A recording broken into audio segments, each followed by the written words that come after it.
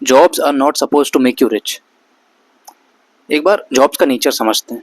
अगर किसी ने आपको 20,000 रुपये की नौकरी पे रखा हुआ है तो वो आपसे एक्सपेक्ट कर रहा है कि आप उस 20,000 का 3 या 4 गुना उसको कमा के दो।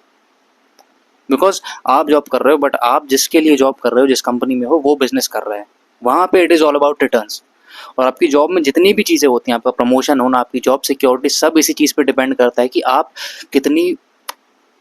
कितना प्रॉफिट जनरेट करवा पा रहे हो, आप कितने रिटर्न्स दे पा रहे हो। इस पर डिपेंड करेगा कि आपकी जॉब रहेगी नहीं रहेगी, आपका प्रमोशन कैसा होगा, कितना होगा।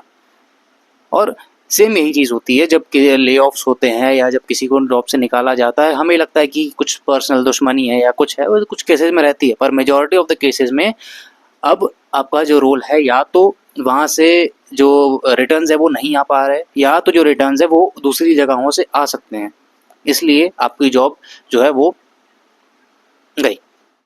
अब हाँ, कुछ जॉब्स ऐसी होती हैं जहाँ पे आप जेन्युइनली अमीर बन सकते हो, रेयर होती हैं बट होती हैं।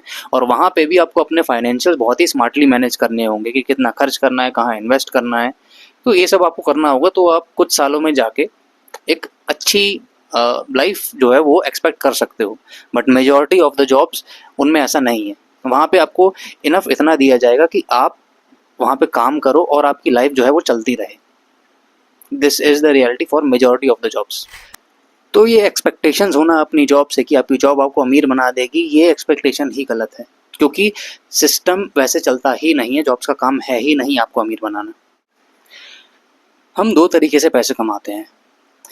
या तो आप किसी को ज़्यादा पैसे कमाने में हेल्प करो, जो कि जॉब्स में होता है, या तो आप कोई वैल्यू ऐड करो किसी की लाइफ में।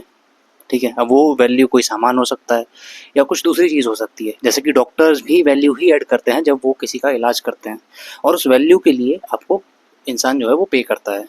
वो दूसरा तरीका होता है पैसे कमाने का।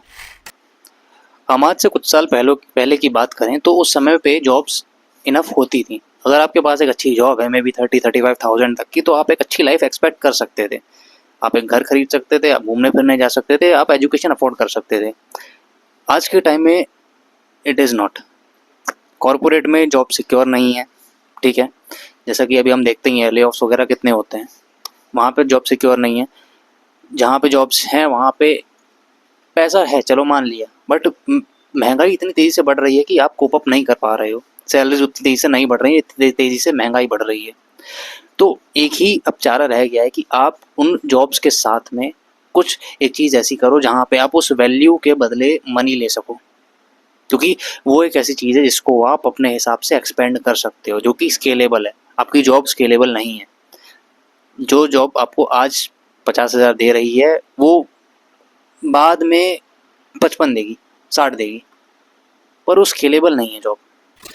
आप चाहे कम मेहनत करो, आप चाहे ज़्यादा मेहनत करो, आपकी सैलरी उतनी ही आनी है और आपको उसी हिसाब से मैनेज करना है।